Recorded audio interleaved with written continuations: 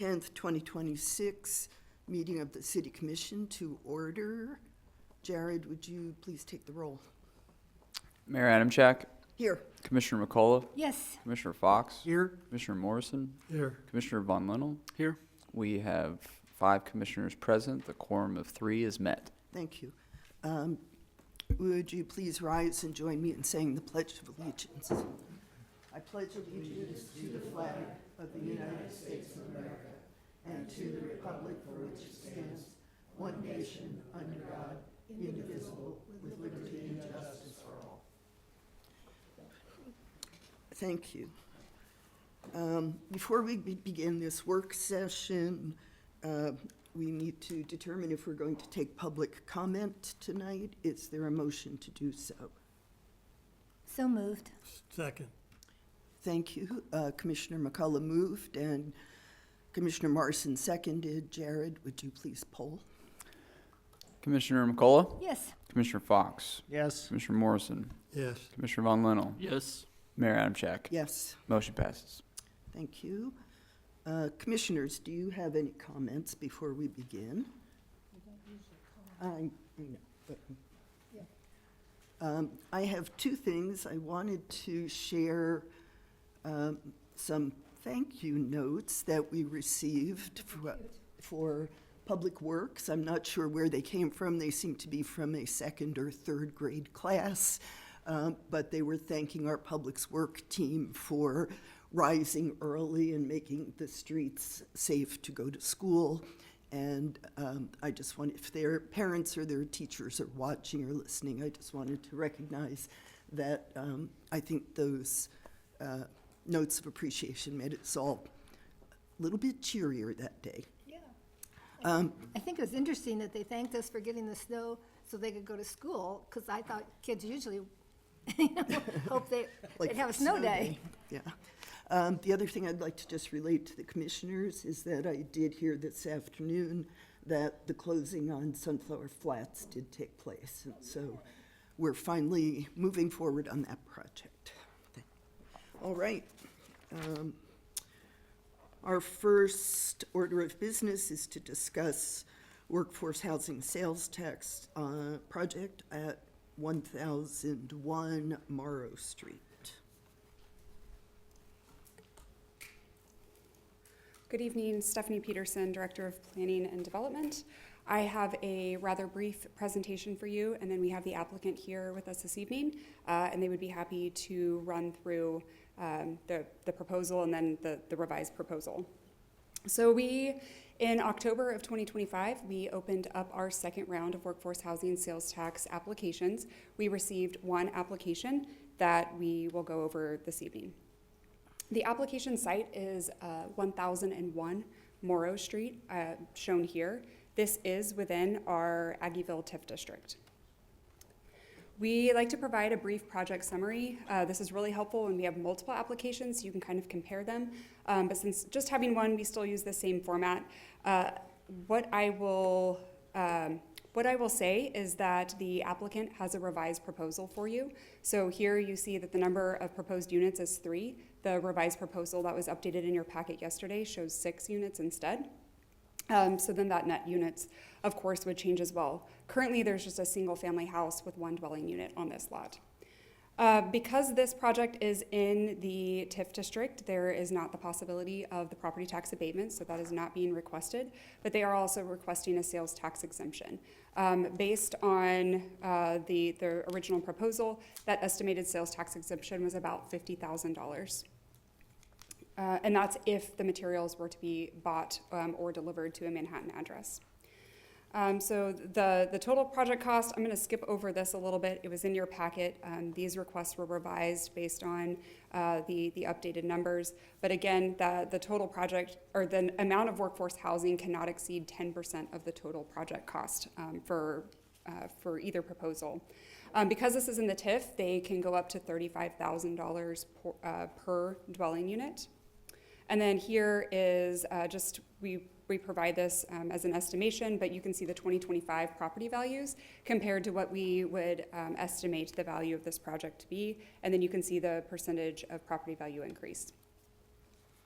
This is within that residential development incentive zone. And that would, so that, the significance of that for the workforce housing is just the rental rates in which they can charge. We have a community-wide rental rate, and I can pull that up for you if you want to see the table. And then we also have a little bit of a higher rate within this green area. I put this in here for reference if there was any question on what we've spent the workforce housing sales tax dollars on to date or how much we've collected. This has not changed since your retreat last week.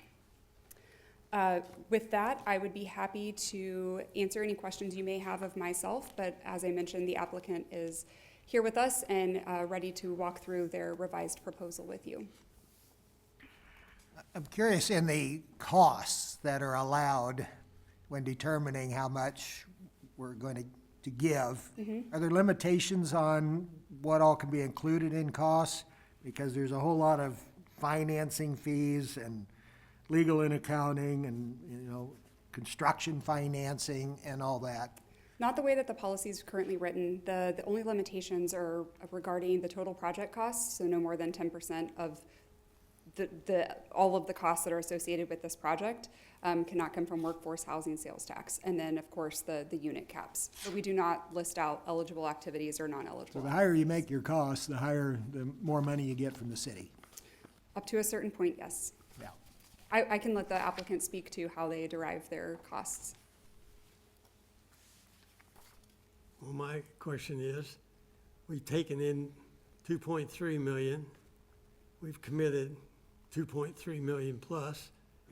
Where are we going to finance, from what funds, the $105,000? I would ask the city manager's office to speak to how we make that work.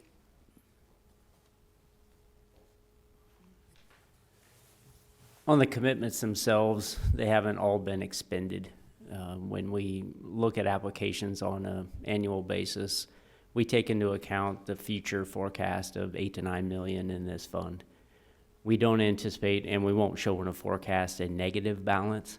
We will always have a balance that can accommodate the requests, but we do try to highlight the total that has been requested, and when that, we can get into even further detail when that money would actually be expended.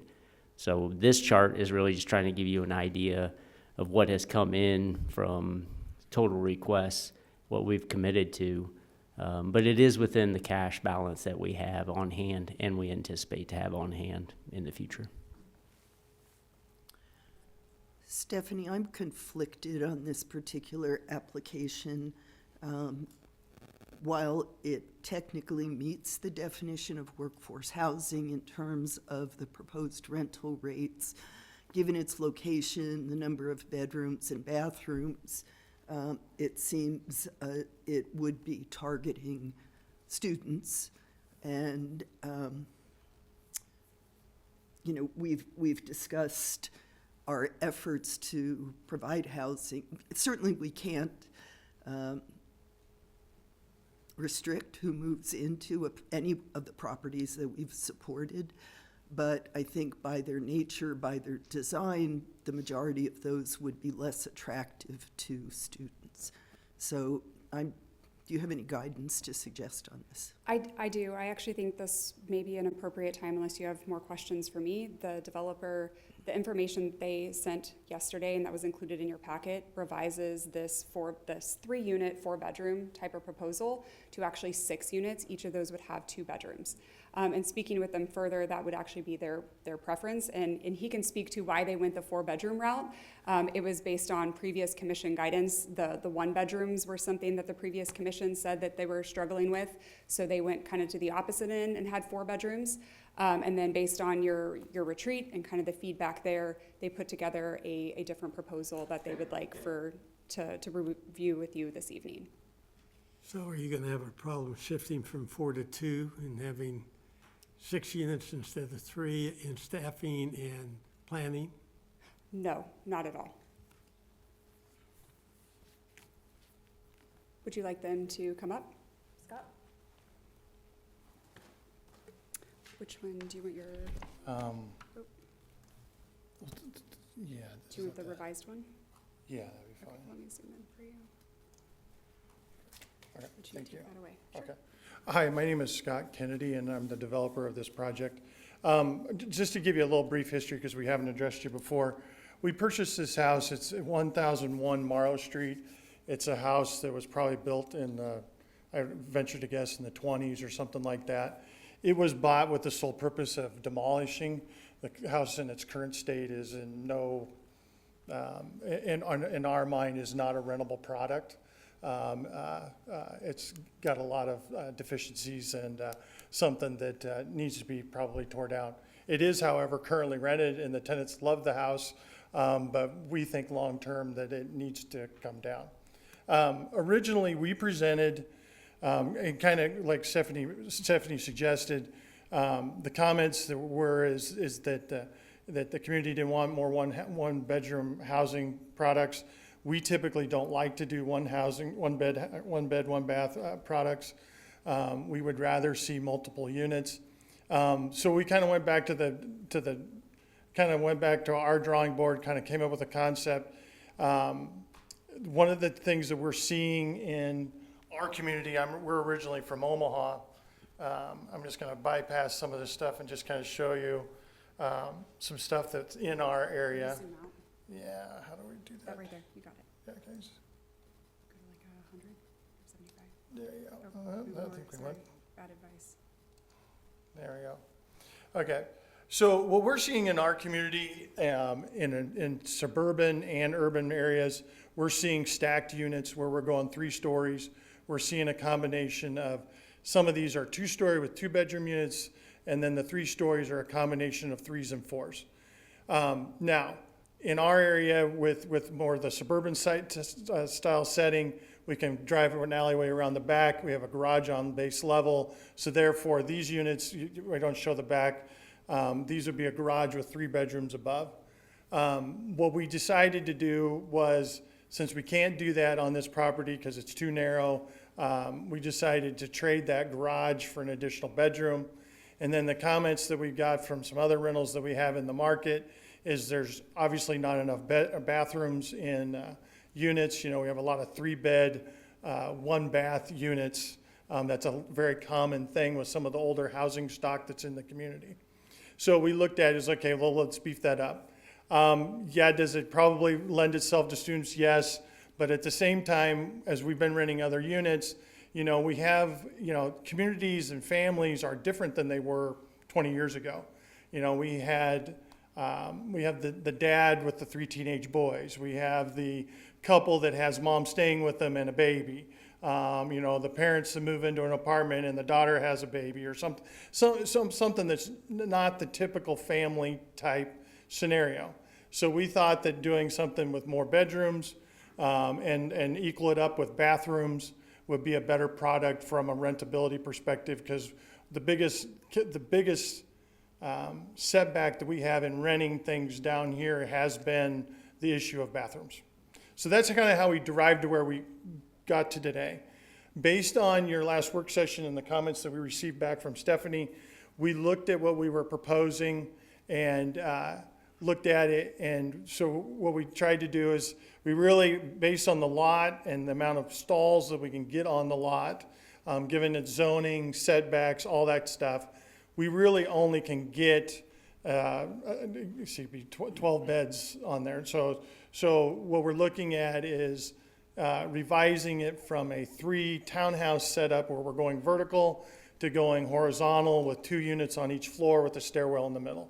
Each unit will be an identical 2-bedroom, 2-bath unit. The living rooms, all that stuff are, relatively the same. And I'll zoom in on this real quick. This kind of gives you an idea of what we're proposing. So these would be about 1,000 square foot, 2-bed unit, 2-bath. One would be a master setup, the other would be an auxiliary bathroom. That would accommodate anything, that really accommodates about anybody. We have plenty of bathrooms. There's a little bit of storage. You don't see much storage in apartments anymore. And that's kind of how we kind of revised it. From a practicality perspective, because of the limitations of work housing rent, this actually works a little bit in our favor. We can actually get a better rent which allows us to make a better product. So, you know, this system, instead of having a patio on the first floor, you'll have a deck on each floor on the living rooms, out to the front. And so it just makes it a little bit better layout for the project.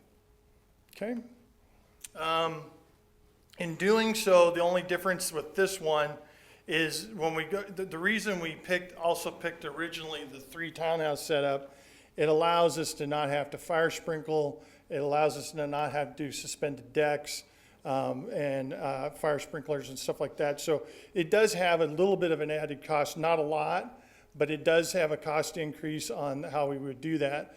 If we did revise this, they probably would revise our ask a little bit on the workforce housing tax credit, but still be within the parameters, well within the parameters of what is allowed for maxes and minimums. And then as far as comment I heard on cost and what's included in the cost and how we came up with the proposal, we really looked at the city's guidance on previous applications. And so really this presentation of numbers, what's included, what's not included, comes from the property that was issued directly across the street for 1,000 Morrow. So we tried to mimic that application in coming up with our figures. And then if you look at costing for construction, typical apartments are running, you know, I just actually verified again this morning with some partners of mine that build some other products. We're really in that 150 a square foot mark on construction, and that's about where this falls, and we're seeing everything. And so I tried to look at a suburban product, which would be a lower cost, because we don't have a lot of, like there's not amenity, like we don't have a gym here, we don't have all those other things that throw the cost up like an urban apartment would. So we tried to use a more basic cost basis for the housing on that. Now, with the request and stuff, we will have to, you know, this is not a finalized budget because we have not fully designed this yet. I mean, we've got to kind of get through this process and you know, the next steps of permitting and stuff like that before we really do that. From us, the way we do work, we're a firm believer in local. So when we do projects, we hire locally. Other than us managing it, I don't think that anything here will probably not be bought in Manhattan, with the exception of maybe appliances, which will come from Lowe's, which would still be sales taxed and delivered here in town. So you still get the benefit of all that from there. We've already been working with a lot of local partners on projects or on some smaller stuff today. And so we do believe that you guys have a market down here that we can work with and good contractors. Okay. What specific questions would you have of me, or what would you like me to explain? So what I just heard you say is you don't really know what your costs are right now. It's not totally designed. Well, I'll tell you this. I'll tell you this. Do I know exactly what the cost is? No. But I've been doing this 30 years, and the costs don't vary much. I'm pretty good at what I do. I just came off of a project that's about 100 unit apartments, and so we're using costing basis for a project that would be a similar construction to this for our cost basis. So is it the exact number? No, but is it within 5%? Oh yeah. Mm-hmm. And I heard you throw out a figure of $150 a square foot. That's about, I mean, it depends on what we take. You see, the problem is what do we put in and what we don't. So Right. when we get into it, you know, apartments are a unique product. You know, until you start adding garages or elevated decks like the project you have going up downtown, the cost stays relatively the same. And the only thing you really can affect in the cost variance in apartments is the amenities and the parking and finishes. And the finishes, to be quite honest, the difference between the cabinets are almost always the same.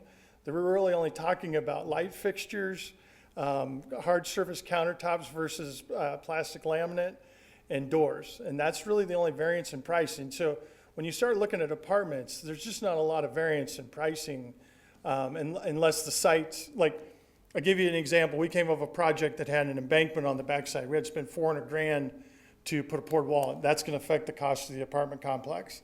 And so that costing is different than one that's on a flat piece. That's really where we see the variance. This one's, I mean, tear down the house, it's a flat lot, we can build pretty easily on this, so it's gonna be pretty tight. So hypothetically, if everything went through and you did this project in like say 5 years, would you still own the property or? On these smaller ones, so my wife and I, so my history is I used to be a general contractor, then I got into development. So our history here is we would probably hold for quite a while. If the market took off like crazy, we might sell, but at the same time, we're holders of properties.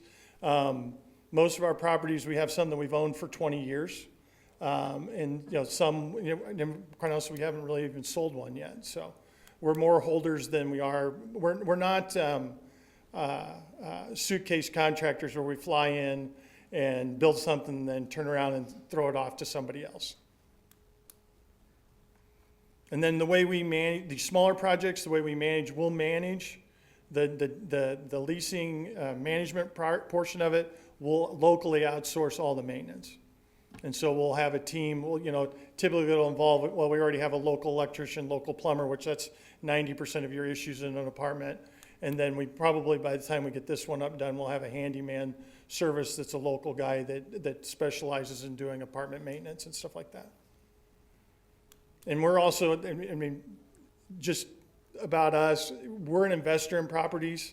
I don't like taking shortcuts.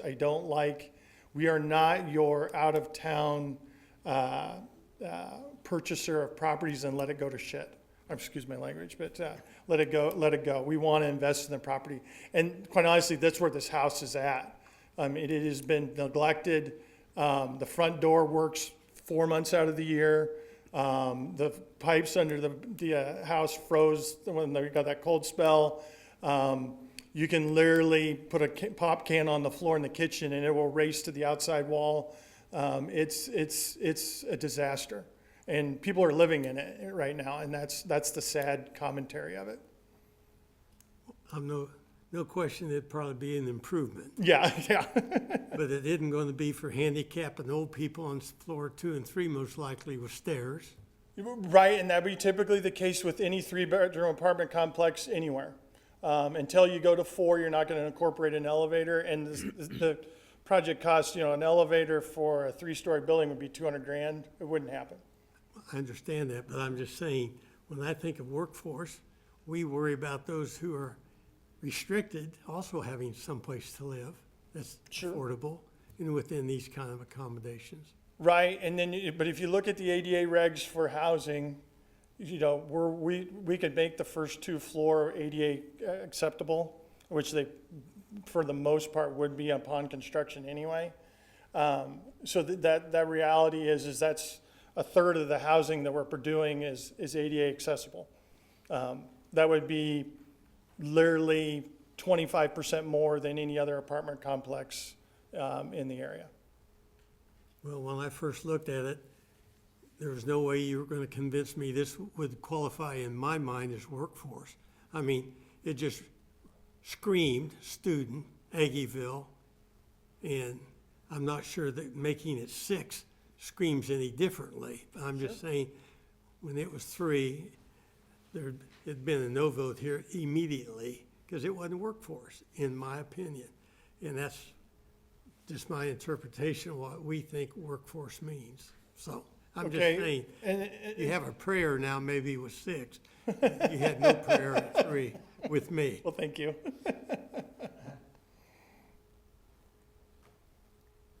Commissioners, any other questions for the applicant? I would just say that we are trying to improve our housing stock overall. And obviously, what you're replacing is one of those rentals that's been let go. And, you know, So, you know, so the reason we're here is because I do have a student that's at K-State.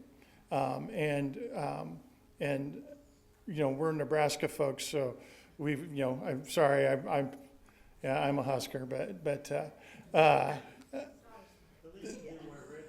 yeah, well, yeah, exactly. I made sure. I made my wife wear purple, so. No. So, one of the things, you know, so from someone outside looking into the community, So we came down and we brought Zach down, and he's actually in construction engineering like myself. And we looked at the community and saw opportunity to improve it. And that's what we want to do. We want to add value to what we do. The biggest complaint that we get from people that we know that have kids coming from out of state is that the housing stock needs improvement. And that's a great opportunity for someone like us. And so it gives us the opportunity to help provide a product, and we like to invest in communities. And, you know, one of the things, like our pet peeve, like I don't like one bedrooms because in today's environment, it's too isolating. I mean, this is a community thing for us. 4 bedrooms sounds cool because everybody can talk to each other, but 2 bedrooms, you got 2 roommates. And that's kind of an oddity anymore. And we want to, like, we would never present a product that's ones only. We would be in the opposite of the apartment world. The apartment world is majority 1-bedroom studios and some 2 bedrooms if you look at bigger complexes in pretty much anywhere. And we've always been attacked it from the opposite way and said at least we want multiple people to create communities that they're, you know, they have something so they're not alone. And we see that, you know, that's unfortunate commentary on today, I guess. So you envision only 2 people in each apartment? By law, we probably would have to allow more than that, but it would be, we'd probably limit it to 3. Because the thought process would be if you're a couple and you have a kid, that would be 3 tenants. Now, you'd only have 2 on the lease, but you'd have 3 occupying. So that is the potential that we could have. And potentially you could have 4. The way fair housing works, we could have a multitude of 4. It would be where we could cut it off and say, hey, you're in violation of your lease. If you can conjugate more than 4, then we can come in and say, hey, this is more than what housing will allow. Well, we understand that because we've been putting up with it for years. I know, and renting everything in the world, but the test is, so that could be 24 people in that building. Could be. Could, yeah, but we would do everything we could do. We don't like that either. We're not, that's kind of a pet peeve of mine too. I don't like people sharing rooms. That doesn't make any sense. So I can tell you from historically, up until a few years ago, we had a shortage of 1-bedrooms. And then the contractors, that's all they started building is 1-bedrooms. For years, all we built was 2-bedroom units. So we have a lot of those in town. Right. And for a period of time, a whole bunch of 4-bedrooms were built. So, Right. you know, The infamous. we have a lot of 4s and Yep. a lot of 2s, and You have a lot of 4 beds, 2 baths with vanities in the bedrooms. Yeah. That's a, it's a crazy product to me, but yes, that, you have that, and you have, quite honestly, if you look at rent.com or some of the online stuff, the majority of the 2-bedroom product is 2-bed, 1-bath. yes. And so there's not a lot of 2-bed, 2-bath. And from my other projects that we've built and or invested in, we find that 2 beds, 1 baths are the hardest to rent. They are the hardest product to rent in any setting, whether it be Aggieville or Council Bluffs, Iowa, or Omaha. 1 beds go fairly fast and 2-bed, 2 baths go fast. Because everybody wants that extra bathroom. Absolutely. Commissioners, any additional questions or comments? Thank you very much for your Yeah, thank you. presentation. What would you like from us? Oh, sorry. Would anyone from the public like to make a comment?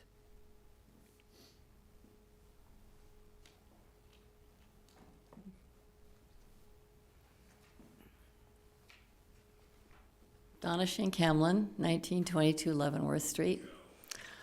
I'm using this opportunity whenever I see the workforce housing sales tax come up to step back and look at some of the research that a group of us involved in community conversations on affordable housing had back in 2018-19.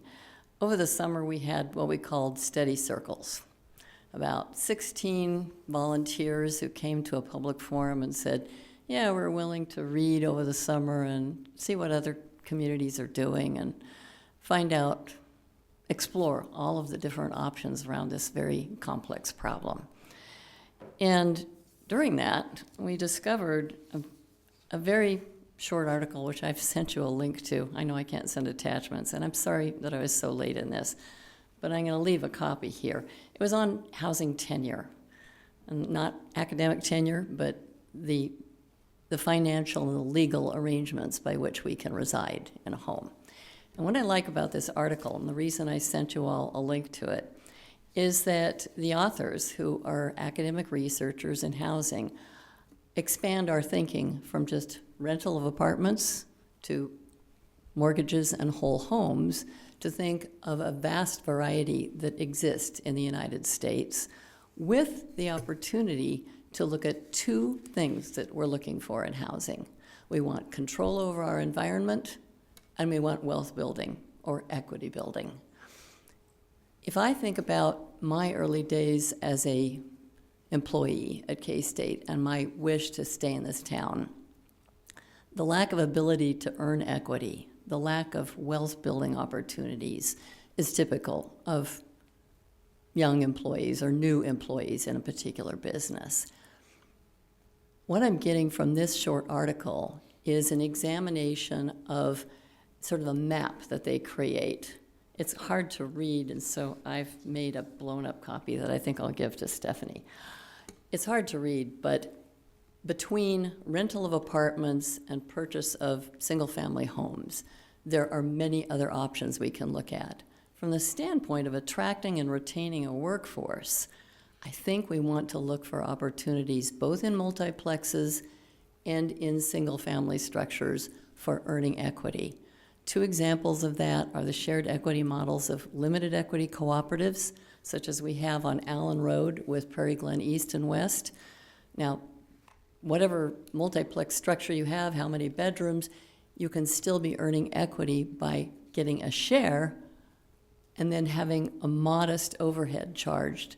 When you go to sell, to leave, you get everything back. So I just encourage you to look at this article and think of tenure as you consider workforce. Thank you. Donna, would you sign in, please? Thank you. Would anyone else like to make any comments? Stephanie, do you just need something from us about moving this application forward? Yes, that would be great. If you could provide feedback on if this is an agreement that you would like us to start working on. What I would say is if there's any, Commissioner Fox, you brought up that there's a lot of other legal, financial costs in there. You could always limit your participation back to the construction and the acquisition cost if that's something that you feel more comfortable with. But we would look for your direction on how to proceed with this application. Well, if we have a policy says that it's included, it's kind of disingenuous now to say, oh, we like to change the policy just because these people came. That's my concern. I don't think we ought to be including their building costs of doing business, but that's what you've done. We, the city, has done prior to our three of us time on here, but I think that's disingenuous now to say that, even though I'm still not crazy about it. To change the rules on that point doesn't seem fair. Now, I think we ought to change those rules in starting with anybody after these people if they get through, but it just doesn't seem genuinely fair in any kind of sense of the term. But, and I also say, it's even at 6, it looks, walks and talks like a rental for students. So, if you want some comments, unfortunately, you folks have approached us at a time when the three of us are new up here. What they were doing last year is what they did, and probably some of us didn't like it, and that's why we ran, and that's why we got elected. So, a few things and I think your project looks great. I have nothing against that. Clearly, it's a nice apartment building, and one of my points is it's, to me, looks like student housing. The first item on my list is that, as we mentioned, our workforce housing fund is currently overcommitted by between $400,000 and $500,000. All the commitments they made last year, they spent some of this year's money in making those commitments. So it's gonna take us, if we're making $800,000 in a year of tax, $850,000, it's gonna take us half the year to meet last year's commitments. I look at the Aggieville TIF district and I see other very nice projects that have been built or are being built that haven't received any workforce housing funds. 1347 Laramie, at 11th and Fremont, at 112426 Fremont, all very nice looking developments being built that they didn't get tax money. So is that fair to them? The application said this project removes a residence that's, for all intents and purposes, should be condemned and replaced. You know, I mean, it looks, yeah, it's old. Looks like it's got the family living in there, and maybe it does. But the Riley County appraisers increased the value of it this year, or last year, I guess, to $184,000 from the previous year of 160 some. So, I guess in their mind, you know, the value went up. As I mentioned earlier, we currently have a large number of two-bedroom apartments and condominiums available on the market. So we clearly don't have a shortage of two-bedroom apartments. So, you know, why should the taxpayers be subsidizing more two-bedrooms? And finally, I was looking at the whole TIF district, the numbers, the math. And, you know, if this property were built and valued at $1 million, starting in 28, so through 28 through 33, we get about $14,500 a year of tax benefit that goes towards our improvements.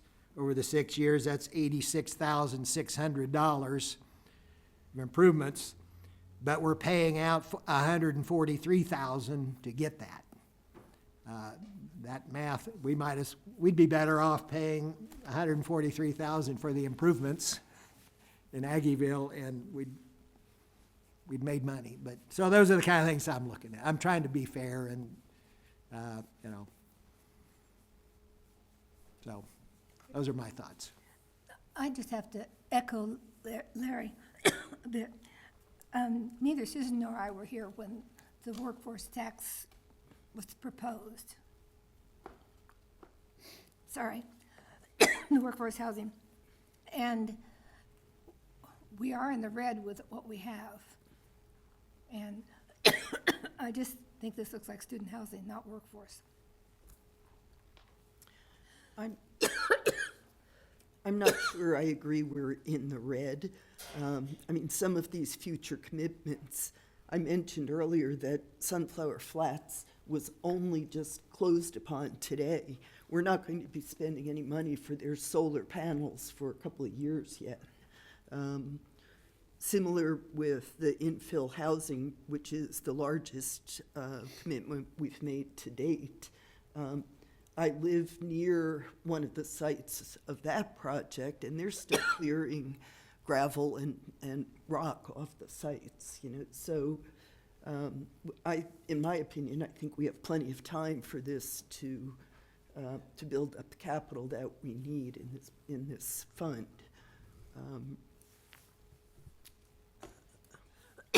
So. Mayor, I would just add, we can provide you all a 10-year run out of this revenue and the expenses that have been pledged. We will show you that you're not in the red in any given year. If sales tax stopped coming in, then we've got a problem.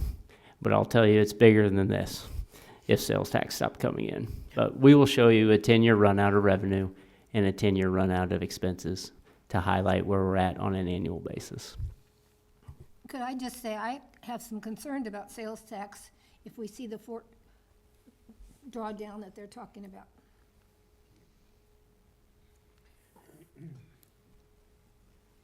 what is the MIH reserve funding? Is that a fund that we've created for emergencies? And for when and what would it be used for? So that's affiliated with that MHK infill housing project. We received funding from the Kansas Housing Resource Corporation. It's $650,000, but there is a 5-year compliance period. And so that $300,000 is set aside in reserve. It'll never go to a developer. That's in the rare instance that we would have to repay the state if the performance does not play out on that MHK housing project. So for example, they have to keep the owner-occupied units, they have to verify the income of those residents for 5 years. If they don't, if they have a resident that doesn't meet those income qualifications, there is a chance that a portion of that money could be repaid. So that's just to make sure that we had something in reserve if that were to come to fruition.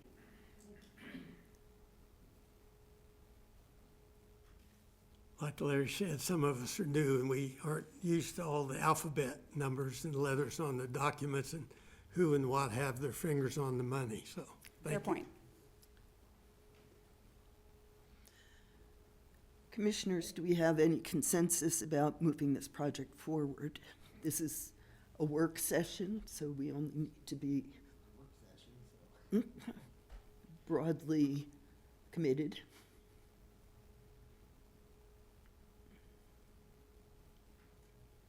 I mean, we got one applicant for the thing, so I don't know. I mean, to me, the choice is to either do this or maybe a different project. And so one of the ideas that I like is the buying land and having maybe Habitat or somebody else help us on. Habitat has land that they're waiting to build on, if I remember correctly, in the Northview area. I'm not sure that that's a direction we would take at this time. As I understand it, they haven't bought it, they want to buy it, but they haven't got the greenbacks yet to do it, and the cost is going to be to develop it. I don't know if anything's changed on that, but To my knowledge, they don't own it. Thank you. You're welcome. And to that point, I mean, that's not a direction the city has taken to this point, looking at buying land, and maybe that's gonna change. Maybe, Sure. You know, that's something I guess you need to allow us to think about, and, you know, what direction do we wanna go from here, and, Yeah. So I think for this evening, we do need to have a broader conversation on the workforce housing policy and some of our other housing policies as well. I believe those are something we'll bring forth in a future work session. I think the direction that we're looking for tonight is this applicant has been waiting since October. We paused this. We didn't take it to the previous commission, just knowing that there was an election and that we had 3 new members. So that's why we're bringing it to you now. We're really looking for direction on whether you want us to pursue an economic development agreement with this project, or if it is something that the commission would like to pass on. I think I'm ready to proceed. I would proceed on this one, and then I think we need to have a big meeting on what Where we we do go. next time. Sure, okay. so basically you're wanting a decision tonight versus next week. You can delay Yeah. that. Commissioners, I think your applicant is here tonight, and there is a financial commitment that your applicants continue to put into this project. And so I really think the conversation you all are providing tonight is giving them context if they want to keep investing in this project and keep making financial commitments to it or not. So it's not necessarily that we're looking for a decision. We're just looking for direction, and they are here, and they're hearing the conversation, and they're kind of hearing what you all have to say, so. I don't want to be shell-shocked, but this isn't a swap meet where we are having a auction of how do we do what we do and want to do. But if there was any ability to modify the plan to do less or no sales tax or some other consideration on the expenses, I don't know if the 105,000 is reasonable or unreasonable. Those other issues are components. So I'm not saying we ought to have an auction and go for a low bid. I just think if there can be I think there's clear statements we made is we want to do it different in the future. After these folks, we need to address how we do workforce differently. I don't want to take away all the incentive. They put some money, obviously. They put some energy, obviously. They did have good judgment in sending their person to K-State. So I don't know what that's worth. But if that, I don't think it's fair for us to say what they have to give up or what they might be willing to say. We can still do a project. To me, it's a fine project. I'm a little bit like Karen. I think it looks more like a normal rental investment of high quality. But they played the game that the game was laid out. And if they can come up with something to lessen their request and still get some benefit from this, you know, I would still consider doing that. But it's not high on my list, but I think that would be a fair way to look at it. So Stephanie, if you can have conversations with the applicant, it seems what we're saying is, yes, please move forward on this activity, on this particular project, and let us plan, as was stated when we developed the workforce housing plan policy several years ago. We knew it was a living document and that we wanted to go through several iterations of this process to see where potential hurdles might be, where other options such as land purchase or more funding going into a revolving fund for homeowners to access for repairs. I think that list is growing about other items we'd like to look at. So I think for today, let's plan on moving this project forward for our future consideration. It'll give the applicant a little bit more time to tweak those numbers based on the new configuration. And we'll plan in a month or two to revisit before your next round of applications. I do think we need to have a discussion as a commission as to what workforce housing means to us. I did not think the $300,000 government condos out on Little Kitten Creek were, to me, workforce housing.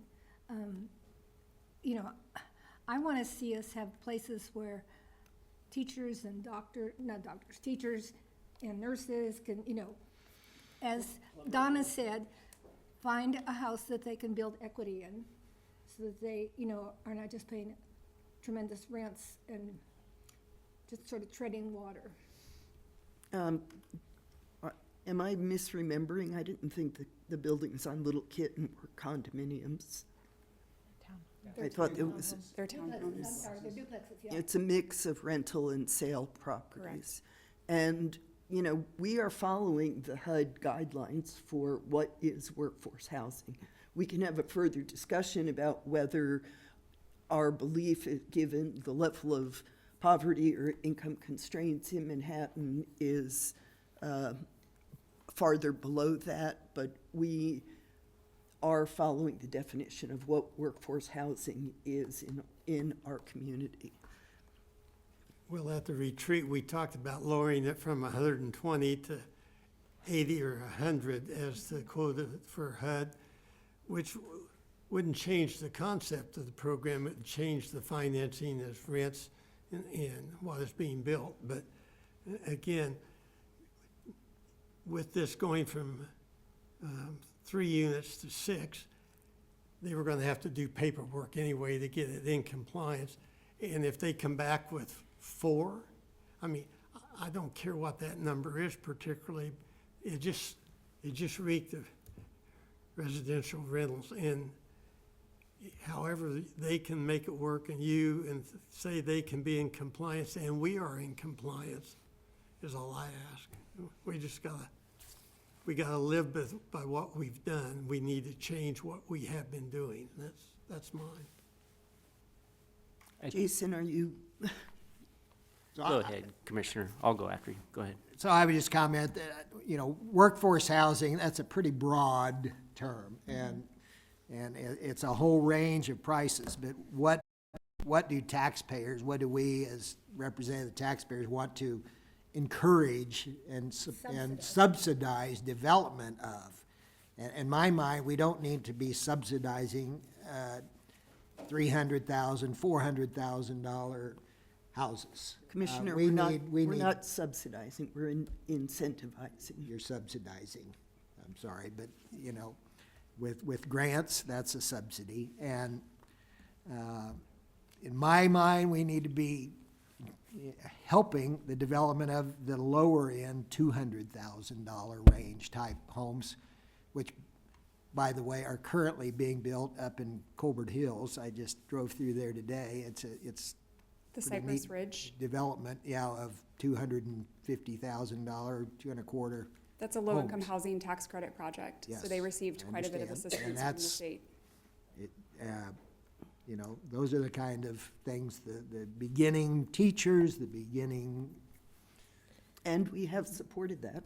And just So, as a reminder of our conversation that we had at our retreat, those low-income housing tax credits that are supporting that type of housing, there is already a lot of programs for those.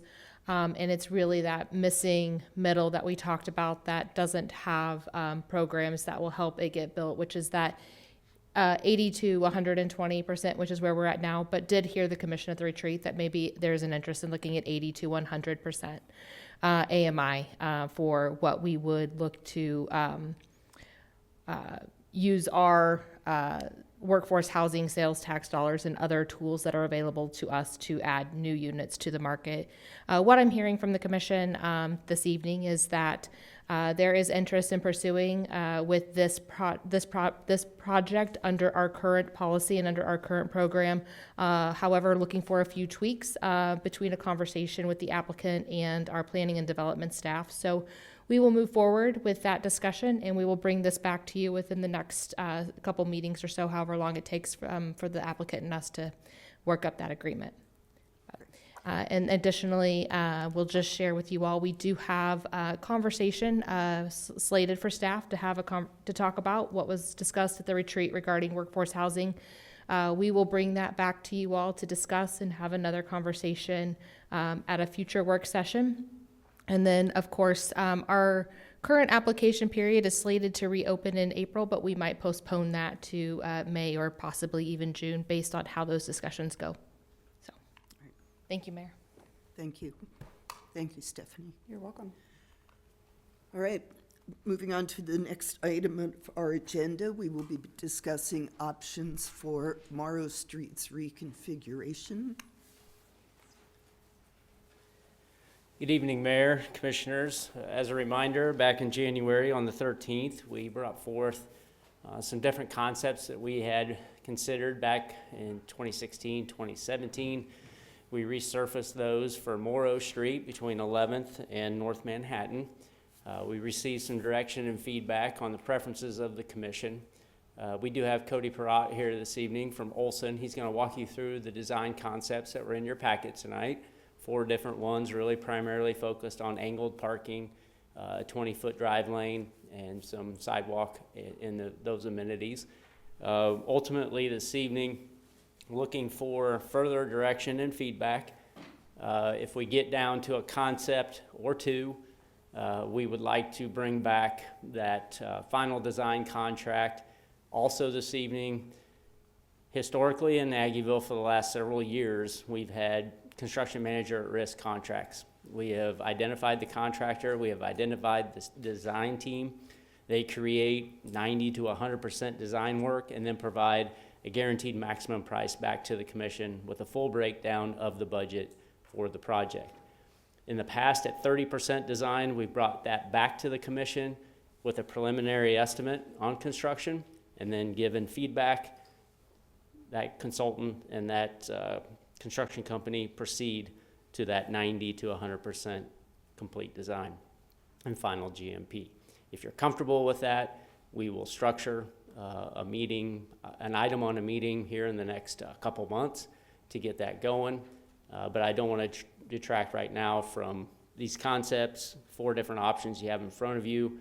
Cody will walk through those with you, and then we can get into the contract discussions later.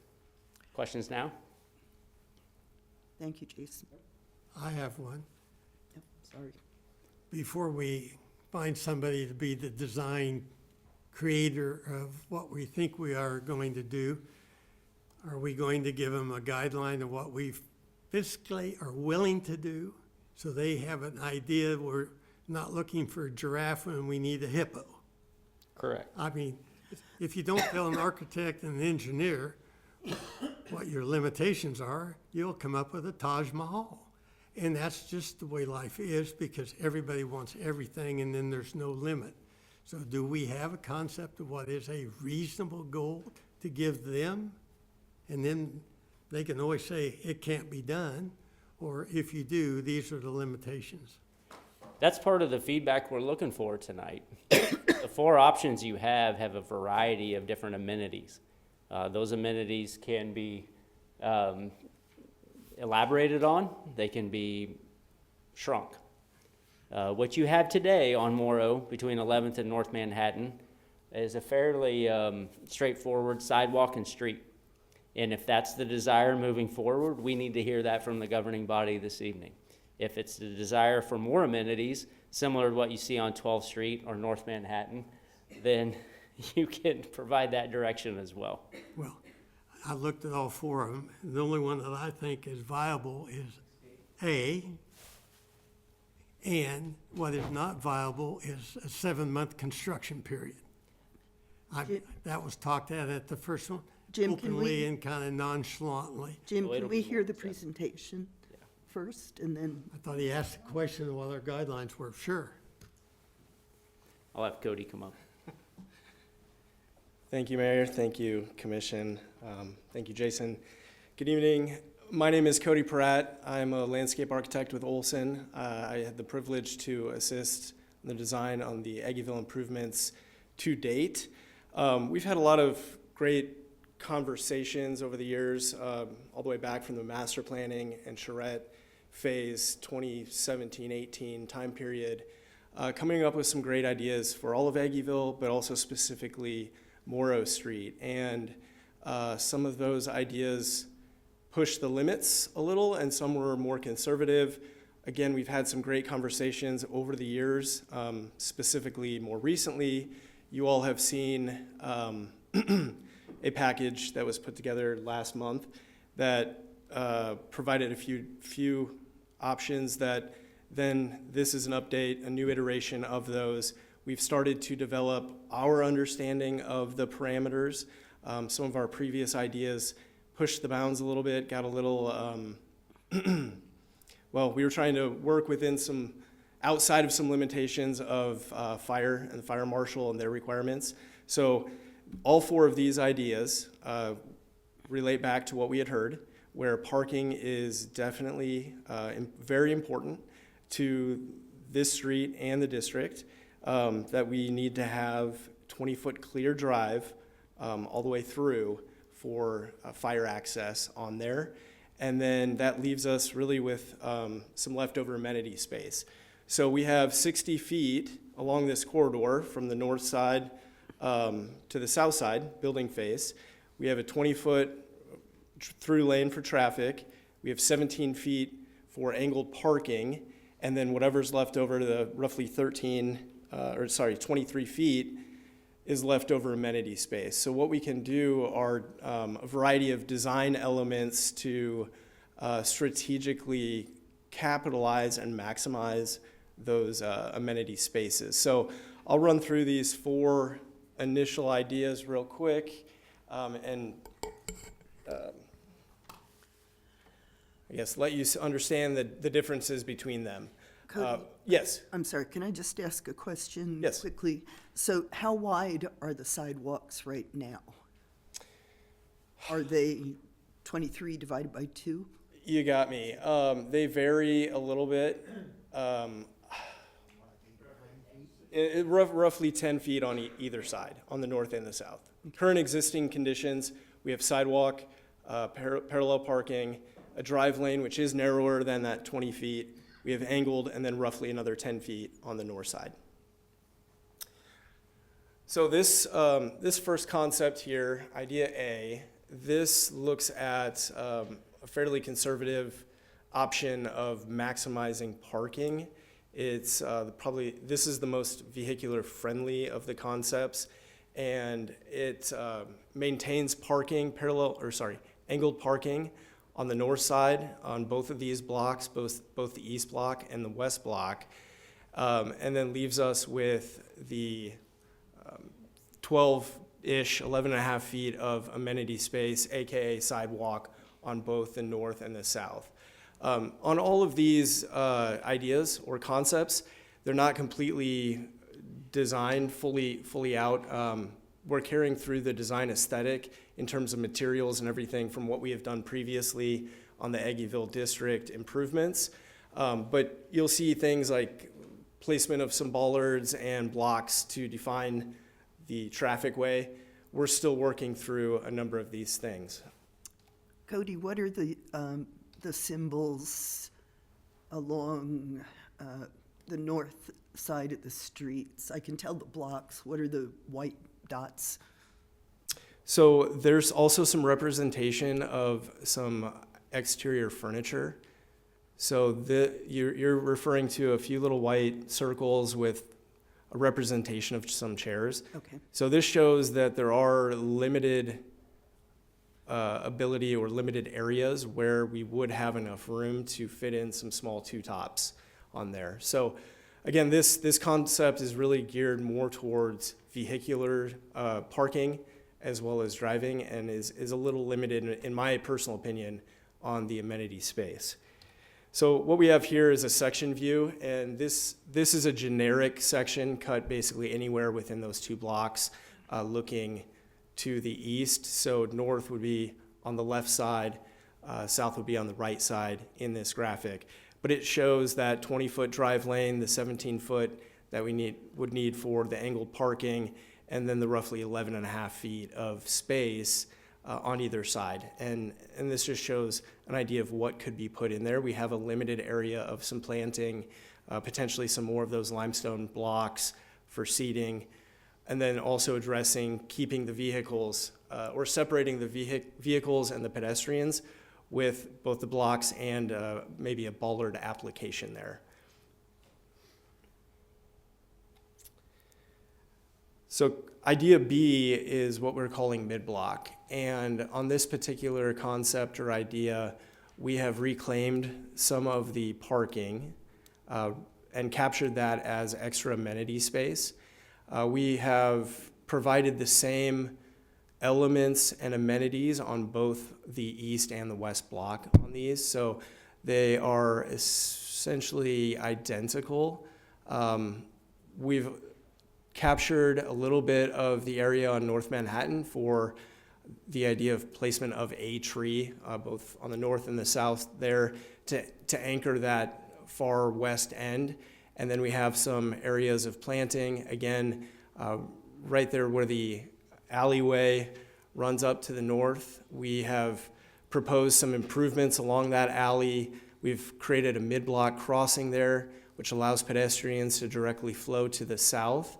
And then again, as I mentioned, capturing some of that space. So we've consumed a few of those parking stalls and created an overflow of public space. We can see the representation again of some more of those white circles, the idea of some loose seating and things out there. There's also some overhead graphic lines that are representative of the string lights. Here we see a graphic section, more of a generic one, which is represented by B to B1, the top. That shows basically the same thing we had seen on concept A.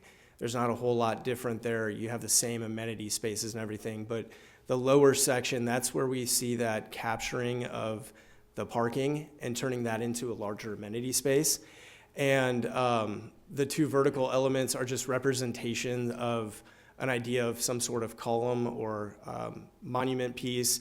We could attach some of the string light elements to that and create more of a public plaza area, a hangout spot, and reclaiming that as a more of an active zone appropriate to Morrow and the district.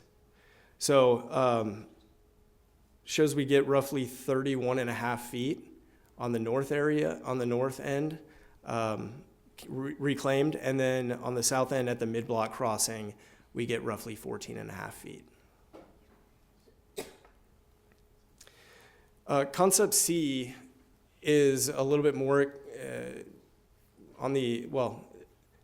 it's more aggressive for the pedestrian user. So we have not only captured and reclaimed a larger area in the mid-block crossing, turned that into a very active community space, but also then taken the barbells, the two ends, and we've reclaimed some of those elements both at North Manhattan Avenue, 12th, and then 11th. So we've eaten up another stall or so of parking at each one of those elements or areas, and created that extra space to have, I guess, all sorts of fun.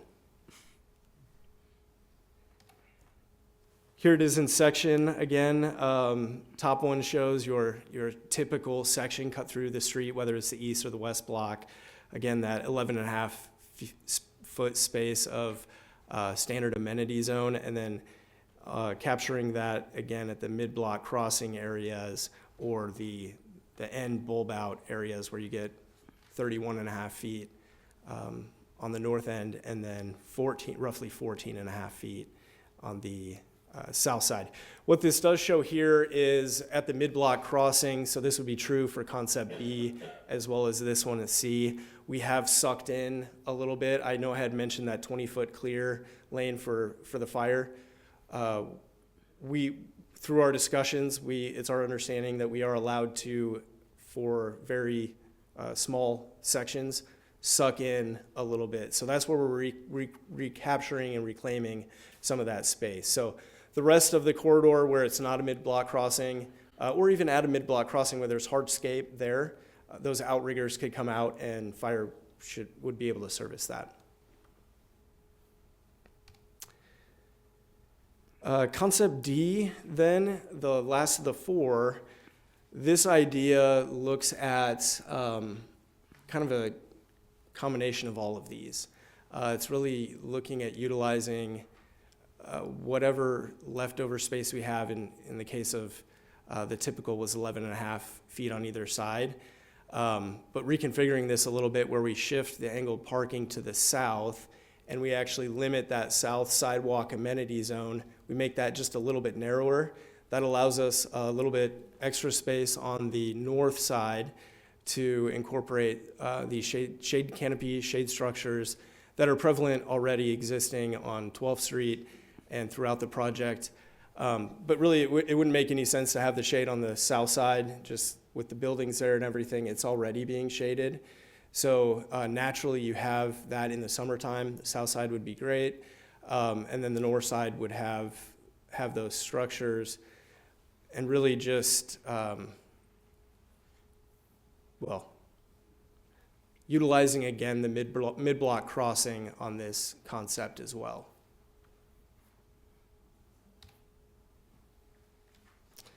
So here we see, again, a standard section cut through here where we've shrunken the south side from roughly 10 foot, knocked that down to 8 foot. We've reclaimed those 2 feet and brought that up to the north side, which gives us that extra room for an overhead shade canopy and creating, I guess, a little bit different feel there. This could be applicable to, if we were to shrink the north side a little bit, we could expand the south side, but it didn't really seem to make sense in that application. So that's where we landed on the four ideas to date. This is our next iteration after we had taken all the comments from the previous presentations and conversations internally with the city. Any questions for me at the moment? So starting off, just kind of your thoughts on parking on the north side versus the south side of the street. Being a frequent visitor of Aggieville in the wintertime, I know the north side gets the sun when you have bad snows and that, and it melts, and so makes it easier to park on the north side because it's melting and drying out. So, in your opinion, is it better on the north side or south side? So there's advantages and disadvantages. I think it works well on, for example, concept B and C, where we're reclaiming a lot of that space in a mid-block crossing, or both the mid-block crossing and the sides. I think if we're going to maximize parking, I think we have to introduce in my mind, probably a more difficult conversation where in order to create enough room to have exciting amenities like the overhead elements and more outdoor seating and maximizing parking, I think that's a give and take where we would have to, in my mind, in my opinion, shift the parking to the south to do that. So the other question is where you have these, where you shrink the lane basically down to 14 feet, Yes, at the mid-block crossing. the mid-block crossings. And all, yep. So we have several parades that go through Aggieville on a yearly basis. I'm trying to envision the marching bands or all these groups. How do you deal with that? So currently, it is narrower than that, but there is the angled, and so it'd be closed off. And I assume when there's parades, Usually parades, they get rid of the the cars. whole thing, yes. Yeah. So you have the whole But thing. here you're forcing them to, Well, 14 feet is wider than a lot of roads where they've brought the width down to 12 feet, 10 feet in some instances. So it is still larger. I think you would just have to be accommodated for. Yeah, and I think it's something we can touch base with Gina and Dennis about parades and floats and how wide. But I do get, if a fire truck can make it through, can a vehicle pulling a trailer, we can do that math and have some feedback for you, Commissioner. 14 may be too narrow. We may have to go to 15 or 16. I'm not comfortable with it going down that much, given our previous conversation about allowing emergency vehicles to get through that area. I would be reluctant to narrow it any more than we have to at this time. We have the bulb outs on points, and I don't know, Brian, if you know off the top of your head, at Fourth and Points, just how far do we pinch it down for the pedestrians to cross? 22, so you got 11 on each side. Yeah, so that's, when I think about bulb outs, pinching down for peds to get across the street, 22 feet. So we may need to stay at 20. Why are we proposing the mid-block crossings? From a staff perspective, we wanted to give you all some options. We've heard from some of the businesses down there, they like 12th Street and the amenities that corridor provides the adjacent businesses. At the same time, maybe a conversation with Tanner's that was a little bit more of a commitment would have been helpful. We did talk with them before we built all the amenities next to them. We thought they were going to come out onto 12th Street and have outdoor dining, then they decided not to. But when you go to Lucha and So Long, and now you get to Kites, and you're at Annie Mae's and Fat Shack, you're going to have an opportunity as a customer to partake and consume out in those areas. Do we want to generate anything on Morrow that would allow customers, patrons, to grab their food, grab their beverage, and possibly come to this area? Now, a CCA, common consumption area, would be required on Morrow for that to occur. Currently doesn't exist. But our platforms downtown allow people to come out from the businesses and engage in that type of outdoor activity. But again, Lucha, So Long, the businesses on 12th also have that ability to order food and beverage in those areas. And really, the feedback that we provided Olson, give us some examples of what that could look like. They could slide, they could move around, we could go business to business and see, is this what you desire or want? Or do you just want your 10 feet of sidewalk, your angle parking, and your drive lane? We could have those conversations in the next few months and figure out who wants what. We all have to realize businesses will change over time as well. Mid-block becomes an easy reference point for us to talk about versus putting them in front of a certain business at this point in time. It's really meant to generate the discussion of an amenity, whether we desire it on Morrow or not. I guess I was not so much curious about having a platform or dining area so much as what was the rationale regarding pedestrian flow to have a mid-block crossing? Yeah, I think it breaks up the block like they do downtown. It gives you as an opportunity as a patron to not have to go all the way to the end of the block, use a crosswalk, and come back. You know, before the Wareham was under construction, you could come out of Arrow, cross the street, go to one of the platforms on the other side, on the south side. It's just easier access for the pedestrian. What we have found since Wareham has started construction, citizens and patrons are just walking wherever they feel like they can walk because they don't like to go around because the mid-block crossing has been taken out. So if you've been down there in the past few days, we've actually painted 2 new crosswalks across Points Avenue to try to give our pedestrians a little bit safer passage.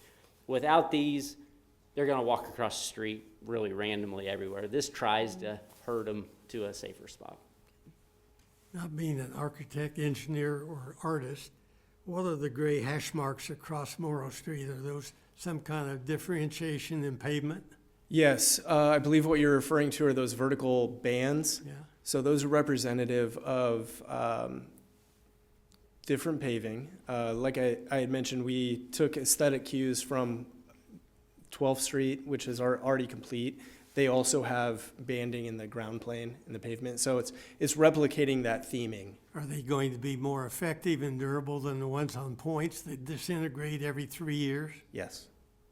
And what are they going to be made out of? Well, the ones on 12th have been there on North 12th, have been there for 3 years already, 5 years. And they are not disintegrating. They would match those for sure. They are much different than Points Avenue pavers. These are more of a block style paver, whereas the ones on Points are more of a brick, and they're very slick. There's not something we would go back with, Jim. And a lot of them are just poured concrete that are marched. Yeah. Yeah. Just as a general observation, I'm not keen on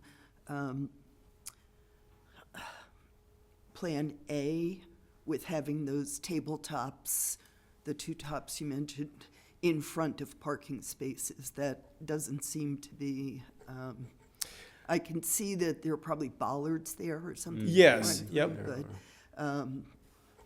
that makes me a little nervous. So from a graphic representation part too, that's just, it's not necessarily saying that there will be tables there. It's just showing if you were going to use it, there is enough room to barely fit that in there. The one thing I forgot to mention as well is on all 4 of these, or maybe I did mention it, but I just forgot. It's a curbless scenario. So this is all flat. So the idea is having it be very permeable to pedestrians, especially if the street were to be closed temporarily for an event. So if you do, whether it's B, C, or D, where you have marketing places, which merchant are you going to favor? I mean, if I'm on the south side and I got my little shop, and the guys on the north side got places right in front of theirs, even downtown Manhattan, where we place the platforms, those are possessively controlled by the immediate merchant. So I can't take my tuna salad sandwich and go over to Tallgrass and feel like I'm entitled to eat there, even though I think we taxpayers paid for those. We did create leases with each of the entities. Each of those entities have an obligation to operate within certain hours on those platforms. If the platforms are not in operation, they are open to the public. But those platforms were also very specifically put in for the food and beverage operations. They were not put in front of stores that didn't have that food and beverage option. They can be moved around. They have been moved around. Back to Aggieville, I think what we're really going to struggle with on Morrow, if we don't just do a mid-block and make it equidistant from either end to create the pedestrian flow, we are going to struggle with where to put these. No question. 12th Street, we didn't have as many businesses. We had more options. North Manhattan, the business told us we don't want them. We went door by door. None of the businesses on North Manhattan desired the outdoor dining experience. So you have a lot of angled stalls, but then we do have mixed in the plantings, the landscape, the streetscape, and that has been well received. Again, we can go door to door on Morrow and kind of get an idea of what people want if the governing body wants to put that kind of money into Morrow. It is more expensive. The more amenities you add, the greater the budget's going to be. And maintenance, And maintenance, and repair. all those things. Aggieville Business District willing to take care of all those amenities once we paid for it, if we did? We are taking care of those amenities. Would they be willing to pay? We can always maintenance? ask them. Yeah. I mean, they have BIDs, and you also give them cash on an annual basis to operate as an organization, and those are budget considerations, which we can have those discussions this summer. I do think back to 2016 and 2017. Morrow was almost purposefully left for the last. The experience in North Manhattan, the experience of 12th Street, what we've done up until now, Laramie, 14th. Morrow is the center and the lifeblood of Aggieville. Where do you want this for the next 40 to 50 years? The last time Aggieville was invested in were the early 1980s. It's 2026. This should last 40 to 50 years, and it's going to be there in the way it's designed and constructed. I just offer that because it was debated a lot. I don't go on social media, but I got people in my ear telling me, you're getting a lot of feedback right now on what Morrow should be. 50-50, there you go. So it's a tough decision. It's a big decision for our community. I think it will drive investment in the future from these businesses. We do have zoning regs in place today. You cannot go higher than what these buildings are today Until we build a hotel. until you change the regs. But those regs today don't allow Morrow Street to be a revitalization area of 3, 4, 5 stories in height. They must maintain where they're at today. So while we have the expert here, you, sir, what is your guesstimate cost A, B, C, C1, and D? Because you gotta have an idea what you're designing and where people are gonna spend money. So you're not going to be quoted as saying it can only be $2 million, but you gotta have an idea what you designed. I would say that they're all within 10% of each other. All 4 of these concepts That didn't answer the generally question. take up, That didn't answer, what is your estimate of cost? I don't care if it's 10% or 1%. What is the estimated cost? I said 7 to 10 million a month ago How much? for both blocks. 7 to 10 million. That's for everything. which would, 7 to 10. yeah, 7 to 10 million, which would be in line with what we've done previously on other blocks and sub-projects. And I don't know what you did on the others. I think there's gotta be a difference between A and D. More than 10%. Well, so on all of these, though, there's a lot of things that are behind the scenes that are happening. There's utility upgrades. There's a lot of costs that are into those elements. There's conversations of bringing in standpipes to ease or facilitate in case there's a fire.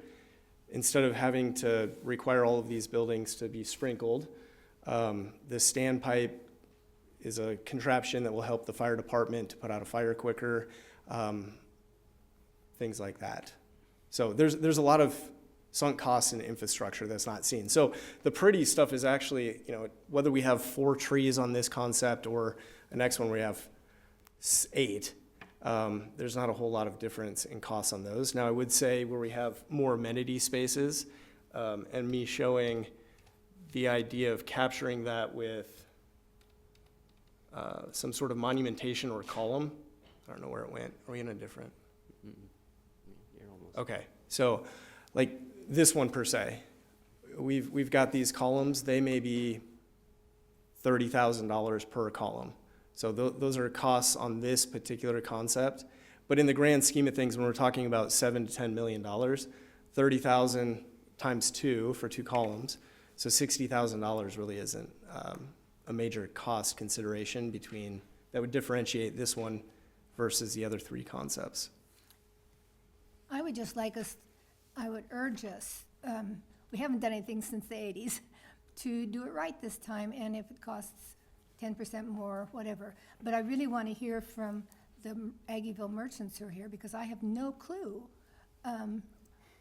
which angle parking, you want.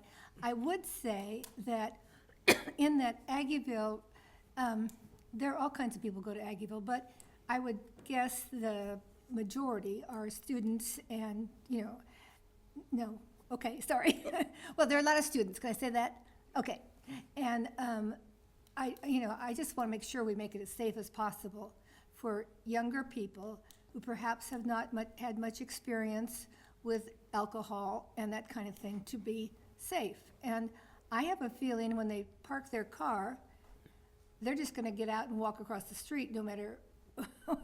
Yeah, so I don't know that the mid-block, walking areas, I mean, the Aggieville, the Morrow traffic is usually kind of backed out. I've done it myself, walked between cars to get across the street, that kind of thing. So that's, I just really want to hear what they want. But let's not, just make it concrete and no amenities at all. I've had 2 experiences this week in Aggieville. I don't historically go, especially when students are here, because parking and all the other stuff. But the sidewalks are garbage. They need to be removed. The street needs to be removed. So far as I'm concerned, if we get safe, properly designed sidewalks and streets, I don't know if drainage is going to be a problem without a curb to help keep the water away from buildings and people walking. But obviously, those things need to be done. And before, I did not hear Jason correctly when he said 7 to 10 million. So I can say, okay, that's a number. But when we also talked last time a little bit, construction could take 6 to 7 months is insane. 10 months, it's unconscionable. It's going to take longer than that. It's unconscionable. Yeah. The amount of time it's taken just for us to do Morrow to Laramie on 12th Street. I mean, we started that last spring. It is still under construction. And Morrow is going to be more complex, Commissioner, really from the perspective of a new 8-inch water line going in and the connections to each of the businesses along the way, which are more than likely galvanized pipe that is just horrendous. We're gonna spend so much time at each of these businesses getting that water line connected so that service is uninterrupted. The uninterrupted part is really what takes so much time. We can't put these businesses out. We can't shut their doors and turn their water off. We 1 need to year keep will them put open. them out. If it takes a year, it'll put them out, in my opinion. That's not reasonably fair or honorable. We could also spec this to have it done in 3 months and see what the cost is going to be and see if there's anybody interested in doing it. Jim, I'd also just point out that no single business is going to be affected for an entire year. It's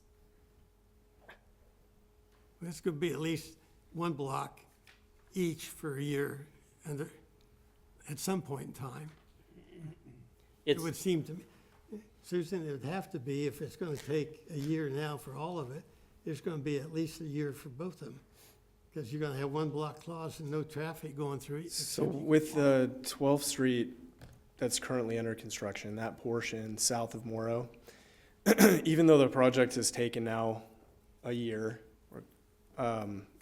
those businesses always had access to their doors. So though it was frustrating with construction happening throughout that area with mud and things like that, they always had a clear path of travel to get to the door. And I felt like we did a really good job. The city did a really good job. The contractor did a great job in It looks facilitating nice, that. but a year on Morrow will be, we've wounded them, not intentionally, but just all the stuff that had to be done that should have been done 30 years ago.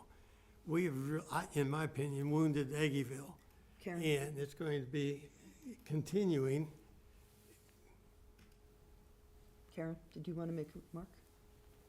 Me? Yeah. No. Okay, I'm sorry. Do you envision doing one block at a time or having both blocks closed? It's a big reason why I want to come back with the pre-construction services to get design moving and get a contractor in here that can speak to you all in a language and in a with a surety of what's to come.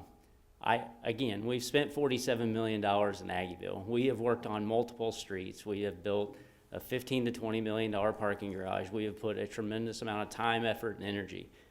I would strongly recommend we stay with a professional contractor as the lead on the project. The communication, the accommodation, the listening, and it has just been, it's been excellent. And we've had McCown and we've had BHS. I don't care who it is. But if we're just gonna put this thing out for bid and a contractor is gonna be down there without any oversight professionally, I can assure you, your phones are not gonna stop ringing. We gotta have that professionalism down there. And I think the folks behind me will reiterate that. On the second hand, you need to know the costs. You need to know exactly the intricacies of water lines. I think there's around 50 businesses we're gonna have to connect in that 2-block stretch. They're gonna have strategies to talk with you all about shutting it all down and doing it at once or going block by block. They're gonna recognize and realize those are two different approaches. They're gonna have two different time frames and they're gonna impact those businesses differently. Well, there is no suggestion we did not use a professional contractor. That was not a suggestion, but it may be, it's not a Manhattan professional contractor. If we have to do it somewhere, we may have to go to Salina, Topeka, Junction City. We may have to go to the people that already left to Nebraska to find a competent. Do we even know where the water lines are that we have to deal with? Yeah, and we've been replacing water lines throughout the district for the last 8-9 years, and we have one more to do, and it's on Morrow. But do we know where that go into the buildings? Do we know how far it is, how deep the lines? So we have a pretty good idea what we're looking at. We do, and we've ripped up Morrow enough. The businesses probably know where the water line is too. So, getting back to the concepts here, I would just have a couple of comments, and I certainly want to hear from the Aggieville businesses and the property owners, but as far as concept D, I really don't like that because I feel like we need to treat the businesses on each side of the street equally, fairly, and concept D seems to favor the north side of the street with the wider sidewalks and all the amenities. So I would not be in favor of D. Of C, I'm not in favor of that because of that, the center, the mid-block enhanced versions. I feel like that's too much.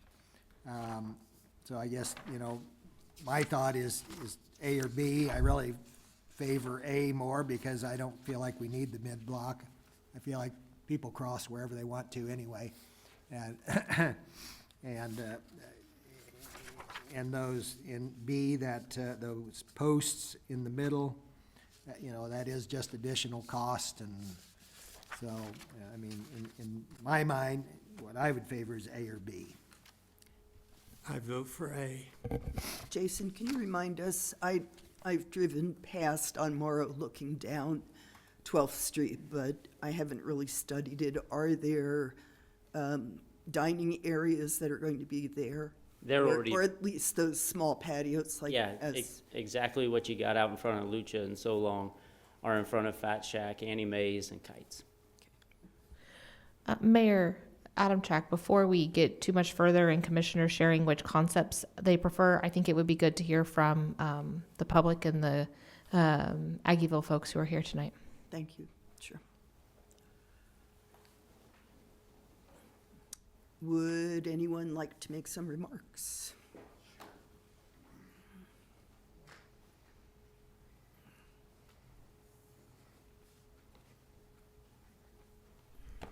I'm Dennis Cook. I'm the director for the Aggieville Business Association. Thought you were never going to let me talk about this, so thank you. Commissioner Morrison, you're exactly right. It has been since 1980, and we're due.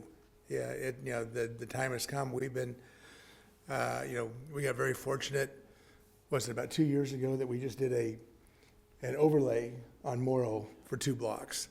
Just because if you drove up and down Morrow enough, it would ruin the shocks and tear out something out of your car. So we finally got a quick overlay. So we really needed that. Yeah, our time has come. On all these concepts, the idea I think is perfect that we're following the same guidelines that we've done on 12th Street, that we've done on North Manhattan Avenue, with this design work, with the kind of the zero entry walking into the street and having it, funnel into the middle with the drainage down the middle. All that makes sense. It really ties Aggieville together. I think all that makes sense. I've got something, preference for me between A, B, C, and D that I like, but I am really more interested in finding out individually from our businesses which ones they prefer, what they really like to do. But I think all of these concepts would be great. Something just to point out, and I'm sure these are, the drawings are, I'm not sure how correct they are, but I can tell you, I have counted the parking spaces. And, and today, we have 74 parking spaces on those 2 blocks of Morrow. On concept A, we would drop to 56. On concept B, we, adding some amenities, we dropped to 48. On C, with expanding out on the amenities again, now we dropped to 40. On D, we're back up to 51, but at 74. Here over the course of this, of the redevelopment, like we talked about, between So Long and Takalucha and Tanner's, we lost 10 spaces. That was just, between Morrow Street and the alley going north. Now, with what we've done on 12th Street going south, we've basically, because there's not gonna be any parking between Morrow and Laramie, we lose another 20. It just kind of goes on and on. I think, we have one chance to really do it right. And, and you'd hate to pinch a couple pennies at some point here and say, and then 10 years later you go, wow, we really just hurt Aggieville a lot instead of helped it, because people need to be able to enjoy it and come down. So in our original vision, we talked about having a second parking garage on the east end. And I think that's going to be very, very important to have. So can I move that we let him talk longer than 3 minutes? I can step aside if you want, but I just think, my point is I like it all, but I think, as we lose any more parking, we have to consider, right now, we have a parking garage, but we have, and it's great, and there's some upgrades, there's some things on that we need to talk about to make that a more user-friendly garage. But I also think that one garage clear on the west end, and then we take out all this parking. If we don't have something else available to us on the east end, we're gonna really hurt the east end of Aggieville too. So we need to talk about, finishing that off with the second garage that we had talked about originally. Thank you, Dennis. Yeah. Do you need me to sign in? Yes, please.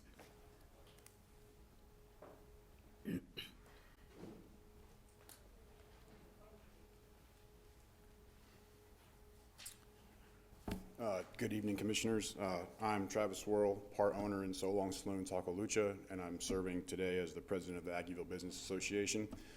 Couple comments that were made earlier that I just want to touch on. The average age of our customer is definitely, I mean, college students are important, don't get me wrong. You guys said yourself, you know, you don't go to Aggieville when the students are in session. That is 100%. We get that all the time. As a matter of fact, our business model, we get busier when students are gone. Summertime, Christmas break, spring break. That's a huge boost to our business just because people like you are coming down there and supporting local businesses.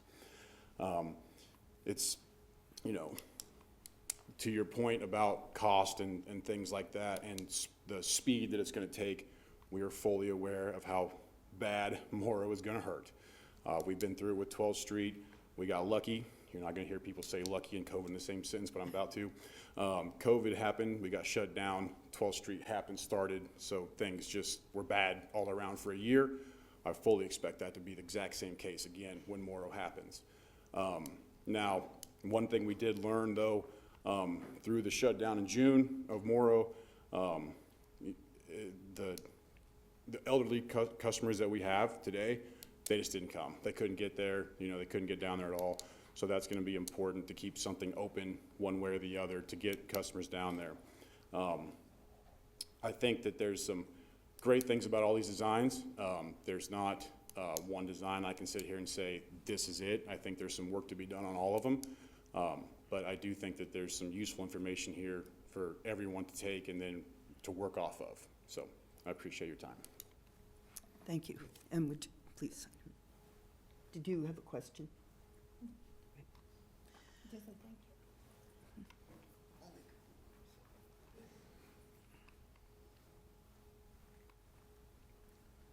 you. Alan Rizzo, own Cold Stone Creamery on the Aggieville board and the president of the Aggieville Business Improvement District Committee. I would just say the south side parking works best in my opinion because I'm on the south side. No, but mostly because of at the end of Morrow you have that parking lot. I don't know. Am I allowed to touch here? That parking lot right there. You're going to lose parking stalls if you put it on the north side to get access to that. But on that note, I think Concept D was shortening our sidewalk in exchange for the parking on our side. I don't think that's the best idea because, again, businesses change, but Yard Bar is a very key part of that district. And there's always a line down the street to Kites and even past Kites. So to limit their sidewalk would probably be a mistake. People jaywalk all the time. I don't see the need for a mid-street crossing. And I have had a really great experience with McCown, BHS, the contractors that have worked on the streets. They always give me plenty of notice when they're going to shut my water off and do it at the most optimal time for me. I think that's all I have. Thanks. Thank you. Anyone else? All right, public We want to hear you. public comment will be closed. Could I just add that I'm glad you have people from all ages coming. But I have been with the cops in Aggieville on fake St. Patty's Day. And there were a lot of people that I worried about their safety. So I think, you know, as we design this, we should take that into consideration, you know. Thank you.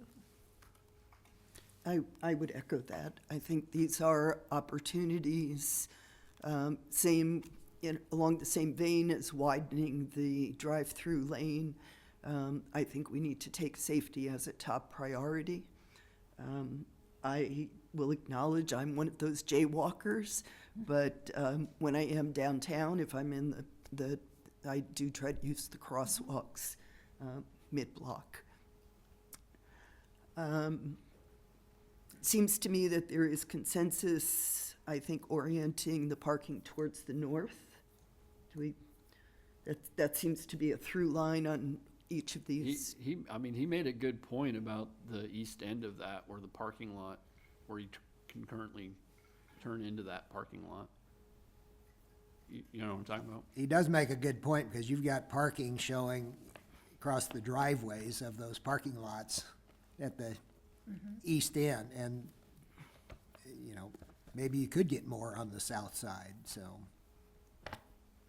Because there's clearly some parking spaces shown on this drawing, concept A, that you couldn't have because of the existing parking lots that are down there by 11th Street. Like the parking like by Nico's. By Nico's, yeah. So for that reason, maybe it is better on the south. I think we can get you a few more concepts to react to. Yeah. When we get to that 30% design, that'll give us enough information to get really good estimates together as well. But we could look at a couple of different concepts. South, maybe in the 1100 block, maybe north in the 1200. I mean, we could look at things. Brian and I had a conversation just about snow removal. Having those stalls on the north side would help melt the snow and ice as you're parking and getting in and out of your vehicle. That may be easier for us to get on the south side, get the snow out before, and it just not have the sun. So, and I know that's a narrow window of the world, but having those stalls on the north would probably be easier for us to get snow out of Aggieville. Cody, if I can summarize, and feel free to correct me. It seems like we are orienting to the parking on the north with looking at access to that remaining parking lot. I like the idea of carrying through the consistency of North Manhattan and 12th Street. I think that's very important for us in tying all of this work together that's been taking place for multiple years. I also personally like the idea of having some of these amenities. Now, we have a lot more restaurants and bars concentrated in this block. I don't think we want to bump out on, or a holding area outside each of those. But maybe over the next month or two, we can monitor how frequently the ones on 12th Street are used. I frequently see people outside of Lucha waiting there. But, you know, I think carrying through some of the streetscaping is important to have this, again, kind of all tie in together. So, It was a bit of a struggle on North Manhattan to gain the landscaped areas that we had. I think you've heard from some of the businesses and representatives, and we've heard it too throughout, and I'm sure you have too. I think we're in for a challenge to reduce parking to add amenities. There's really just not a lot of room with 10 feet to do a lot. Right. But I think we can challenge Cody and Olson to get some concepts out there. I guess I feel less compelled to have outdoor dining areas in this part of, in part because there are just so many restaurants. And I don't know, you know, short of making this a common consumption area, if it makes a lot of sense to have that concentrated area that you have in Concept B, for example. We'll actually show you guys some concepts too with bollards in place and the ability to bring tables and chairs out onto Morrow without the curbs and making it more inverted with the drainage down the middle, much like we did on 12th Street. You'll be able to create a plaza-like environment if it's a Friday or a Saturday, and we want to do that. The bollards will give us that flexibility. Obviously, we'll work with the district in the event that comes to fruition. Aaron's always got great ideas on how he can turn a space into an entertainment area. So I think that option will be there for the district. a little bit more so than it is today. We've got a crown, we've got gutters, we've just got a tough area on Morrow to try to convert to a PED zone. This will give us more flexibility. Was it Cold Stone that brought chairs and tables out this summer when things were closed? Yeah. No, I mean, if we facilitate that, I think that would be helpful as well. You're a pioneer. I do find, you know, as mayor, we welcome lots of groups, and I hear the feedback there generally in the Hilton, that they love the walkability of the downtown. And they love the fact that there are trees and there's shade, and, you know, so many convention centers are in the, you know, in a giant parking lot, and you can't get any place. I mean, so, I think the amenities are very important, just to calming sometimes. And we had that pivot in 2016, 2017, and the focus has been on 12th Street. There are a lot, I mean, we have the solar cells there, we have trees that are taken off, there's shade. We took the parking away, as Dennis mentioned, and it was kind of a pivot away from doing that on Morrow. And that's remained consistent. We even heard it tonight. It'd be a difficult area for us to remove parking to add those amenities. I'm not crazy about the bulb outs. I think people are going to walk, and that is not going to be of any significant benefit to the merchants and/or the walking public. I assume there'd still be some kind of traffic control at 10th Street. Yep. And so I haven't seen too many people run over because they don't get to the intersection to walk. They cut across wherever they want to go. Cody, do you have enough feedback from us to move forward? I do. I appreciate all of the comments. I'm not married to any one of these. I love hearing this and then getting direction to really just make the best design that we can. Great feedback tonight. I have enough from me, but yes, I do have enough. Okay. Thank you.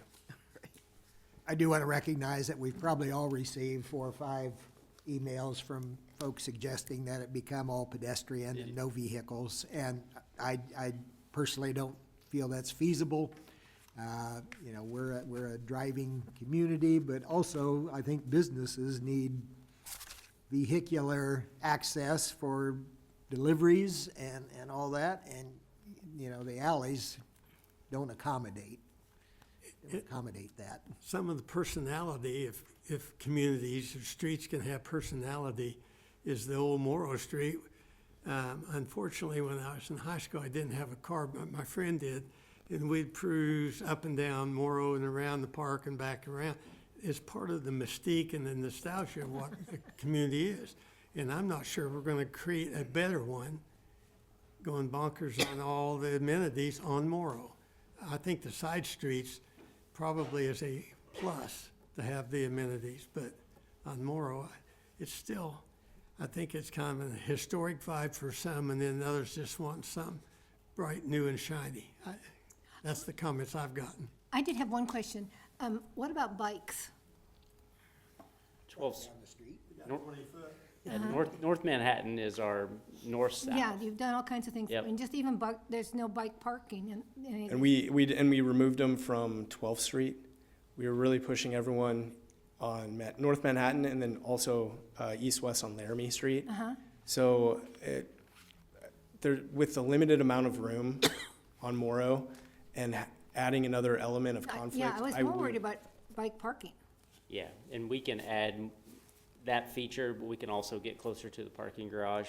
I think we do have a bike rack there, but we can always look at adding. We definitely have the bike racks right there by Triangle Park, where a lot of scooters are parked on occasion, but it is right next to the bike lane that runs through Aggieville. Well, bike riders, for better or for worse, think they should park next to their, Sure.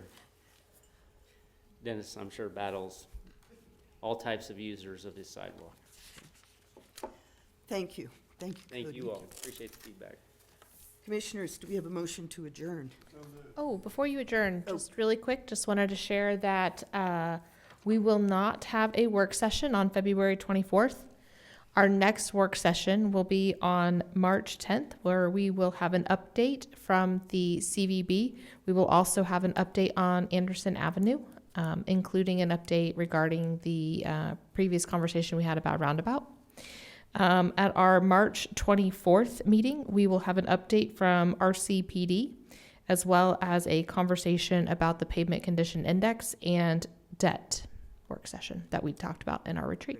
So, and then we will work towards getting that workforce housing policy discussion in front of you all as well. Thank you, Danielle. We had a motion from Commissioner Morrison. Is there a second? Second. All in favor, please say aye. Aye. Happy Valentine's Day.